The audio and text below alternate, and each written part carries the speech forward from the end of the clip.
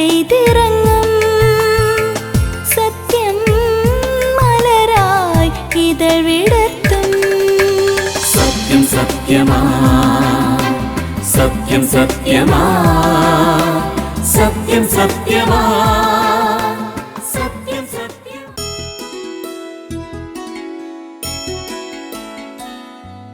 പ്രിയനേ, എന്നെ കരുതും വഴി എനിക്കൊരു കുറവുമില്ല.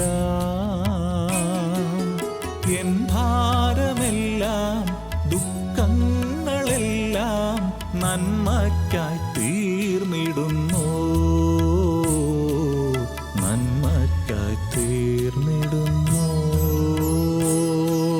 പ്രിയനേ, എന്നെ കരുതും വഴി എനിക്കൊരു കുറവുമില്ല.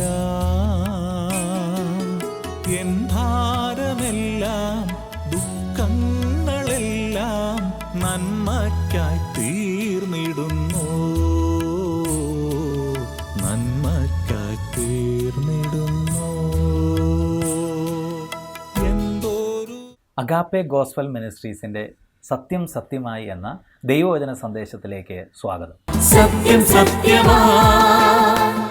ദൈവനാമത്തിന് മഹത്വം ഉണ്ടാകട്ടെ. ഏവർക്കും സ്നേഹവന്ദനം. ദൈവത്തിൻ്റെ വചനം എല്ലാ കാലത്തും നമുക്ക് ആശ്വാസവും സമാധാനവും പകർന്നു നൽകുന്ന ഒന്നാണ്.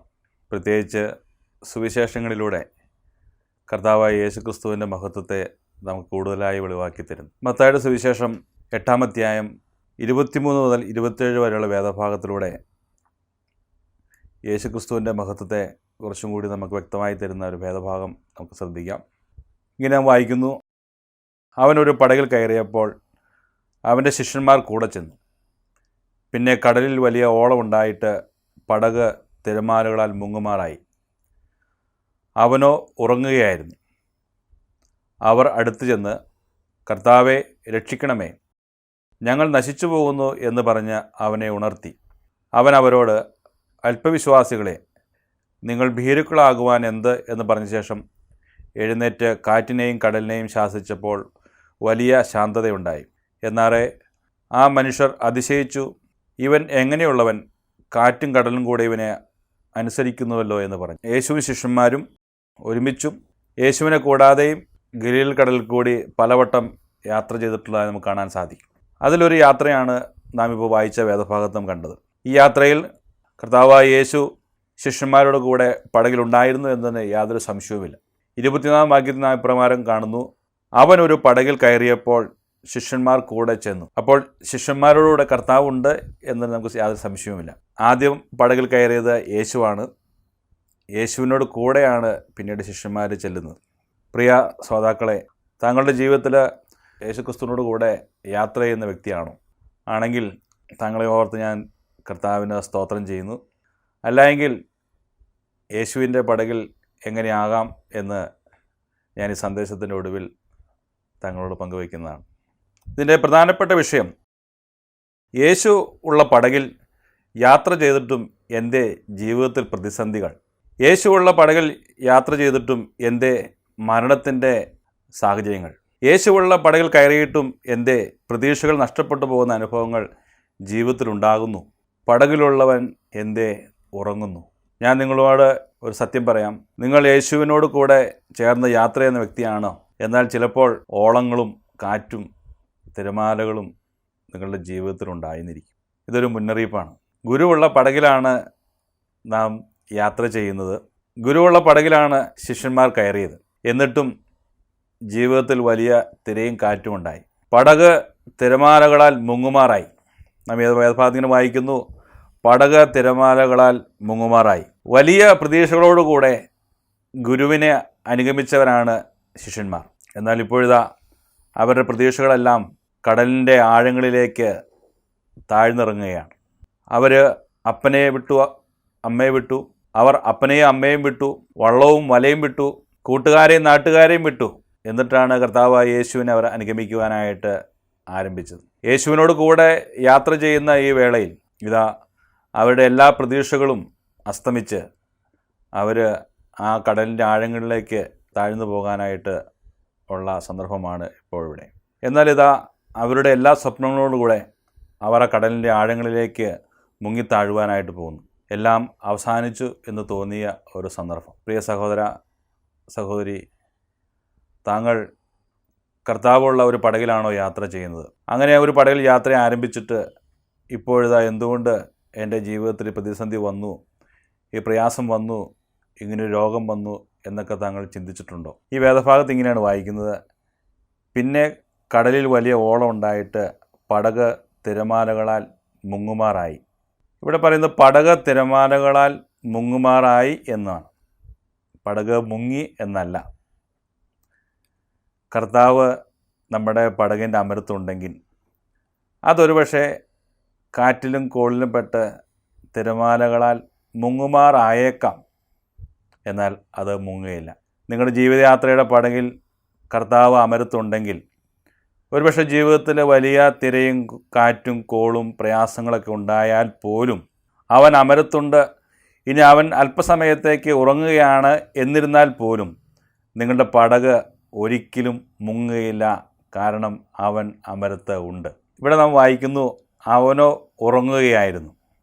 ഇതാണ് ഒരുപക്ഷെ ജീവിതത്തിലെ ആളുകൾ നേരിടുന്ന ഏറ്റവും വലിയ പ്രശ്നമെന്ന് പറയുന്നത്. ഗലീല കടലിൽ കാറ്റും കോളുകളും സ്വാഭാവികമാണ്. ഈ കാറ്റിനെയും കോളുകളെയും ശിഷ്യന്മാർ പലവട്ടം അഭിമുഖീകരിച്ചിട്ടുള്ളതാണ്. എന്നാൽ ഇപ്പോഴത്തെ വിഷയം എന്ന് പറയുന്നത്, കാറ്റും കോളും ഉണ്ടായ സമയത്ത് അവരുടെ ഗുരു ഉറങ്ങുകയാണ് എന്നുള്ളതാണ്. നമ്മുടെ ഈ ജീവിതയാത്രയിൽ പ്രയാസങ്ങളും പ്രശ്നങ്ങളും ഉണ്ടാകുമ്പോൾ കർത്താവ് എവിടെ എന്നുള്ളൊരു ചോദ്യം ചോദിക്കാൻ സാധ്യതയുണ്ട്. നമ്മുടെ പ്രാർത്ഥനകൾക്ക് നമ്മൾ പ്രതീക്ഷിക്കുന്ന സമയത്ത് തന്നെ ഉത്തരം കിട്ടാതെ വരുന്ന സന്ദർഭത്തിൽ കർത്താവ് എന്തുകൊണ്ട് മൗനമായിട്ടിരിക്കുന്നതെന്ന് നാം ചോദിക്കാറുണ്ട്. ഇങ്ങനെയുള്ള സാഹചര്യത്തിൽ ഈ വേദഭാഗത്ത് നമുക്ക് തരുന്ന വെളിച്ചം നമ്മുടെ ജീവിതത്തിന് ആശ്വാസം പകരുന്നതാണ്. സഹോദര സഹോദരി, നിങ്ങൾ ഒരുപക്ഷെ ചിന്തിച്ചേക്കാം, ഞാൻ യേശുവിനെ അനുഗമിച്ച വ്യക്തിയാണല്ലോ, സകലതും വിട്ട് ഞാൻ യേശുവിനെ അനുഗമിച്ചല്ലോ, എന്തുകൊണ്ട് എൻ്റെ ജീവിതത്തിൽ പ്രതിസന്ധികളും പ്രശ്നങ്ങളും ഉണ്ടായ സന്ദർഭങ്ങളിൽ കർത്താവ് മൗനമായിട്ടിരിക്കുന്നു, കർത്താവ് മിണ്ടാതിരിക്കുന്നു? ഇന്ന് സന്ദേശത്തിലൂടെ കർത്താവ് മൗനമായിട്ടിരിക്കുന്നതിൻ്റെ 3 പ്രധാന ഉദ്ദേശങ്ങൾ നിങ്ങളുമായിട്ട് പങ്കുവയ്ക്കാനാണ് ഞാൻ ആഗ്രഹിക്കുന്നത്. കർത്താവിൻ്റെ നിശബ്ദത. ജീവിതത്തിൽ എന്തുകൊണ്ട് കർത്താവ് ചില സന്ദർഭങ്ങളിൽ നിശബ്ദനായിട്ടിരിക്കുന്നു? അതിനുള്ള ഒന്നാമത്തെ മറുപടി എന്ന് പറയുന്നത്, കർത്താവ് മൗനമായിട്ടിരിക്കുന്നതിൻ്റെ ഒന്നാമത്തെ ഉദ്ദേശം നിങ്ങളെ അവനോട് കുറച്ചും കൂടി അടുപ്പിക്കുക എന്നുള്ള ഉദ്ദേശത്തോടെയാണ്. ഇവിടെ നാം കാണുന്നു, അവർ അവൻ്റെ അടുക്കൽ ചെന്നു, അവർ അവനെ ഉണർത്തി. ജീവിതത്തിൽ ഈ യാത്രയിൽ വലിയ പ്രശ്നങ്ങളുണ്ടായപ്പോൾ ശിഷ്യന്മാർ ഒരുപക്ഷെ രക്ഷപ്പെടുവാനായിട്ട് തനിയെ കുറേ ശ്രമങ്ങൾ നടത്തിയിട്ടുണ്ടാകും. അവരുടെ കയ്യിലുള്ള പങ്കായ ഉപയോഗിച്ച് വളരെ ശക്തിയോട് തുഴയുകയും അവർ ആ വള്ളത്തിൽ കയറിയ വെള്ളം കോരിക്കളയാൻ ശ്രമിക്കുകയും അവരുടെ കഴിവുകൊണ്ട് രക്ഷപ്പെടാനായിട്ട് പല ശ്രമങ്ങൾ നടത്തുകയും ചെയ്തിട്ടുണ്ടാകാം. ഒരുപക്ഷെ അത് പരാജയപ്പെട്ടതുകൊണ്ടാകാം ഒടുവിൽ അവർ കർത്താവിൻ്റെ അടുക്കൽ ചെന്ന് അവനെ ഉണർത്തി. പ്രിയപ്പെട്ടവരെ, നമ്മുടെ ജീവിതത്തിൽ പ്രശ്നങ്ങളും പ്രയാസങ്ങളും കർത്താവ് അനുവദിക്കുന്നതിൻ്റെ താല്പര്യമെന്ന് പറയുന്നത് നമ്മുടെ കർത്താവിനോട് കുറച്ചും കൂടി അടുത്ത് ചെല്ലുക എന്നുള്ളതാണ്. നമ്മുടെ ജീവിതത്തിൻ്റെ തിക്കിലും തിരക്കിലും പെട്ട് ഒരുപക്ഷെ കർത്താവിൽ നിന്ന് അകന്നു പോകാനുള്ള സാധ്യതയുണ്ട്.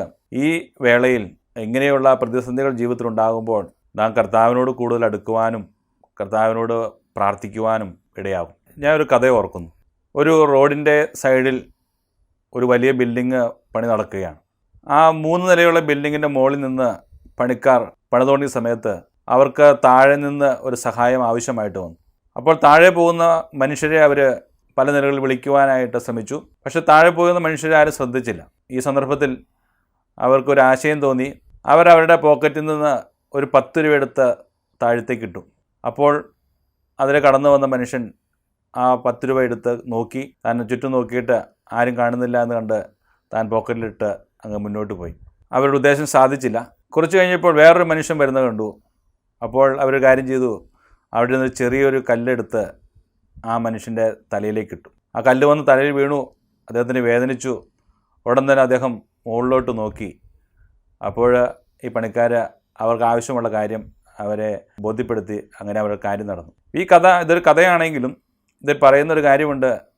നമ്മുടെ ജീവിതത്തിലേക്ക് ദൈവം അനുസ്യൂതമായി നന്മകളും അനുഗ്രഹങ്ങളും എല്ലാം തരുമ്പോൾ ഇതെവിടെ നിന്ന് വന്നു എന്നറിയാതെ നാം മുകളിലേക്ക് നോക്കാതെ നമ്മുടെ ജീവിതം മുന്നോട്ട് പോകും. എന്നാൽ ജീവിതത്തിൽ അപ്രതീക്ഷിതമായ മരണമോ രോഗങ്ങളോ കഷ്ടപ്പാടുകളോ ബിസിനസ്സിൽ തകർച്ചയോ എന്തെങ്കിലുമൊക്കെ സംഭവിക്കുമ്പോൾ ഇത് എന്തുകൊണ്ടാണ് എന്ന് ചോദിച്ചുകൊണ്ട് ദൈവത്തിലേക്ക് തിരിയുവാൻ ഇടയായിത്തീരും. എൻ്റെ പ്രിയമുള്ളവരെ, ജീവിതത്തിലെ കാറ്റും കോളുകളും തിരമാലകളും ദൈവം അനുവദിക്കുന്നതിൻ്റെ ഉദ്ദേശം, അല്ലെങ്കിൽ ഇത്ര സന്ദർഭങ്ങളിൽ ദൈവം മൗനമായിരിക്കുന്നതിൻ്റെ ഉദ്ദേശം നമ്മെ ദൈവത്തോട് കൂടുതൽ അടുപ്പിക്കുക എന്നുള്ള താല്പര്യത്തോടെയാണ്. ഇസ്രായേൽ ജനം അവരുടെ ജീവിതത്തിൽ പലപ്പോഴും അവർ യഹോവയെ വിട്ട് അവരുടെ തന്നിഷ്ടപ്രകാരം ജീവിച്ചിട്ടുണ്ട്. എന്നാൽ അവരുടെ ജീവിതത്തിലേക്ക് കഷ്ടങ്ങളും പ്രയാസങ്ങളും അങ്ങനെ മറ്റു രാജാക്കന്മാർ കടന്നു കയറി അവരെ അടിമപ്പെടുത്തിയുള്ള കാലഘട്ടങ്ങളിൽ, കഷ്ടതയുടെ കാലഘട്ടങ്ങളിൽ അവർ യഹോവയെങ്കിലും നോക്കുവാൻ ഇടയായിട്ടുണ്ട്. നമ്മുടെ ജീവിതത്തിൽ ദൈവം അനുവദിക്കുന്ന കഷ്ടങ്ങളും പ്രയാസങ്ങളും ദൈവത്തെ അന്വേഷിക്കുവാനും കർത്താവിൻ്റെ മുമ്പിൽ നമ്മുടെ മുട്ടുകൾ മടക്കുവാനും കണ്ണുനീരൊഴുക്കുവാനുള്ള അവസരമാണ്. അതാണ് കർത്താവ് മൗനമായിരിക്കുന്നതിൻ്റെ ഒന്നാമത്തെ ഉദ്ദേശമെന്ന് പറയുന്നത്. കർത്താവ് മൗനമായിരിക്കുന്ന രണ്ടാമത്തെ ഉദ്ദേശമെന്ന് പറയുന്നത് നാം ആരാണ് എന്ന് നമ്മെ തന്നെ ഒന്ന് വെളിപ്പെടുത്തുക എന്നുള്ളതാണ്. നാം ആരാണ്, നമ്മുടെ വിശ്വാസം എത്രമാത്രം ഉണ്ട് എന്ന് ഒന്ന് വെളിപ്പെടുത്തുക എന്നുള്ള ഉദ്ദേശം കർത്താവിനുണ്ട്. ഇവിടെ കർത്താവ് ഇവരെ വിളിക്കുന്നത്, ഇവർ ചെന്ന് കർത്താവിനെ വിളിച്ചുണർത്തി, കർത്താവെ ഞങ്ങൾ നശിച്ചു പോകുന്ന നിനക്ക് വിചാരമില്ലയോ എന്ന് ചോദിച്ച് കർത്താവിനെ വിളിച്ചുണർത്തുന്നുണ്ട്. എന്നാൽ കർത്താവ് എഴുന്നേറ്റിട്ട് അവരോട് പറയുന്നത്, അല്പവിശ്വാസികളെ, ഇങ്ങനെ ഭീരുക്കളാകുവാൻ എന്ത് എന്ന് ചോദിച്ചു. കർത്താവ് അവർ വിശ്വാസത്തെ അങ്ങനെ തുറന്നു കാണിക്കുകയാണ്. അവർ അല്പവിശ്വാസികളാണ് എന്ന് അവർ തുറന്നു കാണിക്കുന്നു. അവർ അല്പവിശ്വാസിയാണ് എന്നുള്ളത് കർത്താവിനും തങ്ങൾ അല്പവിശ്വാസികളാണ് ആ ശിഷ്യന്മാർക്കും ആ വേദഭാഗം വായിക്കുമ്പോൾ നമുക്കും മനസ്സിലാകുന്നു ഈ ആളുകളുടെ വിശ്വാസം ഇത്രയേ ഉണ്ടായിരുന്നുള്ളൂ എന്നുള്ളത്. ശിഷ്യന്മാർ ഈ കടലിൽ ധാരാളം വർഷങ്ങൾ പണിയെടുത്തിട്ടുള്ളവരാണ്. അവരൊരു പക്ഷേ ഭയങ്കര ധൈര്യശാലികളാണെന്നൊക്കെയാണ് നമ്മൾ ഓർത്തിരുന്നത്. എന്നാൽ അവർ വലിയ ധൈര്യമുള്ളവരൊന്നും അല്ല, അവർ ഭീരുക്കളാണ് എന്ന് അങ്ങനെ വെളിപ്പെടുത്തുകയാണ്. എൻ്റെയും നിങ്ങളുടെയും ജീവിതത്തിൽ ദൈവം ചില പ്രതിസന്ധികളും പ്രതികൂലങ്ങളും അയക്കുന്നതിൻ്റെ താല്പര്യം നിങ്ങൾക്ക് അല്ലെങ്കിൽ എനിക്ക് എത്രമാത്രം വിശ്വാസമുണ്ട് എന്ന് വെളിപ്പെടുത്തുക എന്നുള്ള താല്പര്യത്തോടെയാണ്. ജീവിതത്തിൽ പ്രശ്നങ്ങളും പ്രതിസന്ധികളും ഉണ്ടാകുമ്പോൾ, തിരയും കാറ്റും ഉണ്ടാകുമ്പോൾ നാം കർത്താവിൽ ഉറച്ചു നിൽക്കുമോ എന്ന് കർത്താവ് നമ്മെ ഒന്ന് പരീക്ഷിക്കുകയാണ്. ഈ സന്ദർഭത്തിൽ ഞാൻ ഓർത്തു പോകുന്ന ഒരു കാര്യം, ഭാരതത്തിലേക്ക് കടന്നു വന്ന 2 മിഷണറിമാരുടെ ചരിത്രമാണ്. ഒരാളുടെ പേര് വില്യം കേറി എന്നാണ്. മറ്റൊരു മിഷണറി ഒരു വനിതയായിരുന്നു, ആനി ബെസൻറ്റ് എന്നാണ് അദ്ദേഹത്തിൻ്റെ പേര്. നൂറ്റാണ്ടുകൾക്ക് മുമ്പ് ഭാരതത്തിലേക്ക് കടന്നു വരുന്ന അവരുടെ ജീവിതത്തിൽ വളരെ വലിയ പ്രതികൂലങ്ങളെയും പ്രതിസന്ധികളെയും നേരിടാനായിട്ട് വന്നിട്ടുണ്ട്. വില്യം കേറിയുടെ മകൻ മരിച്ചുപോയി. ആ സന്ദർഭത്തിൽ വില്യം കേറി തന്നെ തൻ്റെ കരങ്ങളാൽ കുഴികുത്തി തൻ്റെ മകനെ സംസ്കരിക്കേണ്ടതായിട്ട് വന്നിട്ടുണ്ട്.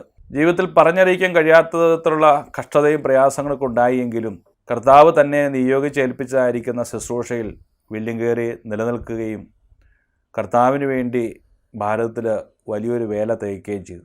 എന്നാൽ ഇത്തരത്തിലുള്ള സന്ദർഭം ആനി ബെസൻ്റെ ജീവിതത്തിലും ഉണ്ടായി.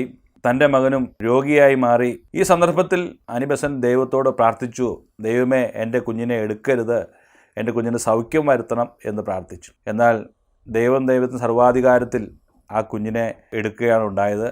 കുഞ്ഞ് മരിച്ചുപോയി.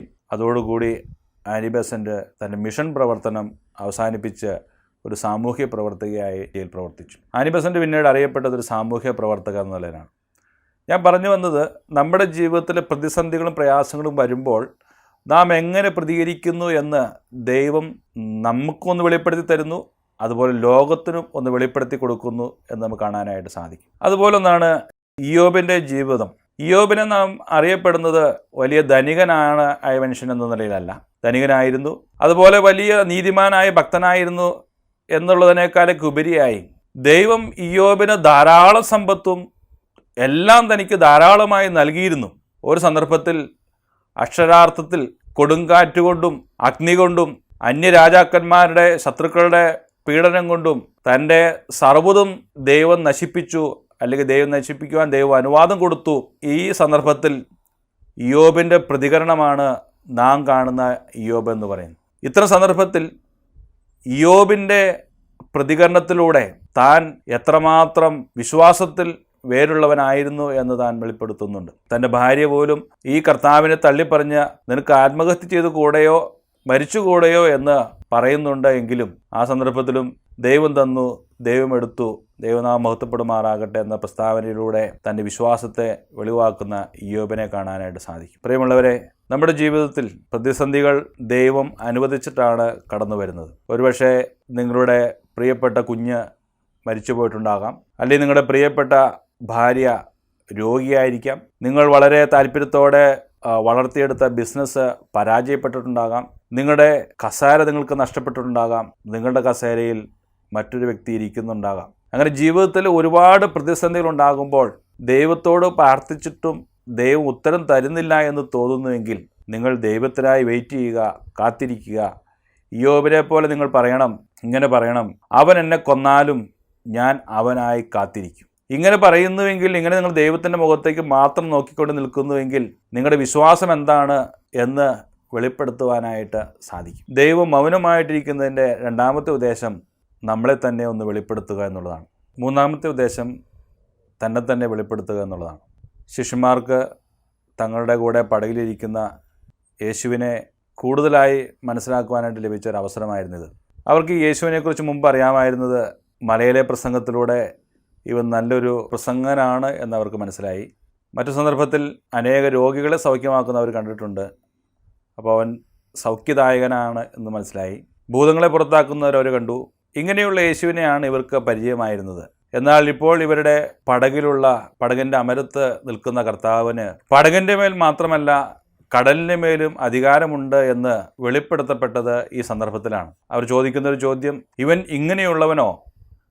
അവൻ കൈ ഉയർത്തി കാറ്റിനോടും കടലിനോടും ശാന്തമാകുമെന്ന് പറഞ്ഞപ്പോൾ കാറ്റും കടലും ശാന്തമായി. അതിലൂടെ അവർക്ക് മനസ്സിലായി തങ്ങളുടെ ഗുരു അവൻ ഈ പ്രപഞ്ചത്തിൻ്റെ മേൽ അധികാരമുള്ളവനാണ് എന്ന് മനസ്സിലായി. ശിഷ്യന്മാരോടൊപ്പം അവരുടെ പടകിൻ്റെ അമരത്തിരിക്കുന്നവൻ ആ പടകിൻ്റെ മേൽ മാത്രമല്ല കടലിൻ്റെ മേലും അധികാരമുള്ളവനാണ് എന്ന് അവൻ ഇതിലൂടെ വെളിപ്പെടുത്തി. തങ്ങളുടെ ഗുരു ഈ സർവ്വപ്രപഞ്ചത്തിൻ്റെയും അധികാരിയാണെന്നുള്ള കാര്യം അവർക്ക് മനസ്സിലായി. ഇയ്യോബിൻ്റെ ജീവിതത്തിലും ദൈവം വലിയ പ്രതിസന്ധികളും പ്രശ്നങ്ങളെല്ലാം അനുവദിച്ച ശേഷം ദൈവം തന്നെ തന്നെ വെളിപ്പെടുത്തിയപ്പോൾ ഇയ്യോബ് പറയുന്നൊരു പ്രസ്താവനയുണ്ട്, ഞാൻ നിന്നെക്കുറിച്ച് ഒരു കേൾവി മാത്രമേ കേട്ടിരുന്നുള്ളൂ, എന്നാലോ ഇപ്പോൾ നിൻ്റെ മഹത്വം ഞാൻ കാണുന്നു എന്ന് പറയാണ്. പ്രിയമുള്ളവരെ, കർത്താവായ യേശു തൻ്റെ മഹത്വം അങ്ങനെ അല്പാൽപമായിട്ട് അങ്ങനെ വെളിപ്പെടുത്തുന്ന സന്ദർഭങ്ങൾ നമുക്ക് കാണാനായിട്ട് സാധിക്കും. കർത്താവിൻ്റെ ശിഷ്യനായിരിക്കുന്ന യോഹന്നാൻ ഈ കർത്താവിൻ്റെ മാറിവിൽ തലചായ്ച്ച് കിടന്നിട്ടുള്ള വ്യക്തിയാണ്. എന്നാൽ താൻ പത്മോസ് ദ്വീപിൽ വെച്ച് കർത്താവ് തൻ്റെ മഹത്വം വെളിപ്പെടുത്തിയപ്പോൾ യോഹന്നാൻ മരിച്ചവനെ പോലെ കമിഴ്ന്നു വീണു. ഒരുപക്ഷെ മറ്റ് ശിഷ്യന്മാർ ആരും കണ്ടിട്ടില്ലാത്തത്ര മഹത്വത്തോടെ കർത്താവിനെ കാണുവാനായിട്ടിടയായി. ഞാൻ പറയട്ടെ പ്രിയമുള്ളവരെ, നമ്മുടെ കർത്താവായ യേശു ക്രിസ്തുവിനെ നാം ഇനിയും ഒരുപാട് അറിയേണ്ടതായിട്ടുണ്ട്. അവൻ്റെ സർവശക്തിയും വല്ലഭത്വവും അവൻ്റെ ഭയങ്കരത്വവും നമുക്ക് അളന്നു തീർക്കാൻ കഴിയുന്നതിനും അപ്പുറമാണ്. നിത്യതയിലും ഈ മഹത്വം വെളിപ്പെടുത്തിക്കൊണ്ടിരിക്കുക തന്നെ ചെയ്യും. പലപ്പോഴും ശിഷ്യന്മാർ വിചാരിച്ചത് തങ്ങളുടെ കൂടെയുള്ളവൻ ഒരു സാധാരണ ഗുരു എന്നാണ്. ഈ കടലിൽ വെച്ചാണ് അവർക്ക് മനസ്സിലായത് ഇവൻ സാധാരണ ഒരു ഗുരു മാത്രമല്ല, ഇവന് കാറ്റിൻ്റെ മേലും കടലിൻ്റെ മേലും എല്ലാ അധികാരമുള്ളവനാണ്. അവരുടെ ജീവിതത്തിൽ കുറച്ചും കൂടി അങ്ങ് പോകുമ്പോൾ ഇവർ ആശ്രയം വെച്ച ഗുരുവും നാഥനുമായവൻ അങ്ങനെ റോമൻ പട്ടാളത്തിൻ്റെ കയ്യിൽ അകപ്പെട്ട് ക്രൂശിൽ തറയ്ക്ക് കൊല്ലപ്പെട്ട് നിസാരനായി അങ്ങനെ അടക്കപ്പെട്ടു. എന്നാൽ കർത്താവായ യേശു താൻ വാഗ്ദത്തം ചെയ്തതുപോലെ തിരുവെഴുത്തുകളിൽ അരുളി ചെയ്തിട്ടുള്ളതുപോലെ മഹത്വത്തോടെ കല്ലറയെ ഭേദിച്ച് പുറത്തു വന്നപ്പോഴാണ് ശിഷ്യന്മാർക്കൊരു കാര്യം മനസ്സിലായത്. തങ്ങൾ അനുഗമിക്കുന്ന ഗുരു നിസ്സാരക്കാരനല്ല, അവൻ ജീവൻ്റെ മേലും മരണത്തിൻ്റെ മേലും അധികാരമുള്ളവനാണ്, അവൻ ജീവൻ്റെ കർത്താവാണ് എന്നുള്ള കാര്യം അവർക്ക് മനസ്സിലായി. ഈ യാഥാർത്ഥ്യം അവരുടെ ജീവിതത്തെ അങ്ങനെ പിടിച്ചുലയ്ക്കാനിടയായി. ആ പുനരുത്ഥാനത്തിൻ്റെ ശക്തി അനുഭവിച്ചുകൊണ്ട് അവർ പിന്നീട് കാലഘട്ടങ്ങളിൽ പ്രവർത്തിച്ചായിട്ട് കാണാൻ സാധിക്കും. എന്നാൽ ഒരു കാലഘട്ടം എന്ന് പറയുന്നത് പ്രതിസന്ധികളും പ്രശ്നങ്ങളും ഉണ്ടാകുന്ന കാലഘട്ടമാണ്. ഈ കാലഘട്ടത്തിൽ നാം കർത്താവിനായിട്ട് കാത്തിരിക്കുന്നുവെങ്കിൽ, കർത്താവിൻ്റെ കരം കാണാൻ ദർശിക്കുവാൻ നാം ആഗ്രഹിക്കുന്നുവെങ്കിൽ കർത്താവിൻ്റെ മഹത്വം കർത്താവ് തീർച്ചയായിട്ടും വെളിപ്പെടുത്തും. അതുകൊണ്ട് എന്തുകൊണ്ട് കർത്താവ് മൗനമായിട്ടിരിക്കുന്നെന്ന് കർത്താവിനോട് ചോദിക്കരുത്. അങ്ങനെ കർത്താവ് മൗനമായിട്ടിരിക്കുന്നുവെങ്കിൽ അതിന് കർത്താവിന് ഉദ്ദേശങ്ങളുണ്ട്. നിങ്ങളുടെ ജീവിതത്തെ നശിപ്പിക്കുവാനല്ല കർത്താവ് ആഗ്രഹിക്കുന്നത്, നിങ്ങളുടെ ജീവിതത്തെ പണിതുയർത്തുവാനാണ് അവൻ ആഗ്രഹിക്കുന്നത്. അതുകൊണ്ടാണ് ജീവിതത്തിലേക്ക് കാറ്റും കോളും തിരമാലകളും അവൻ അനുവദിക്കുന്നത്.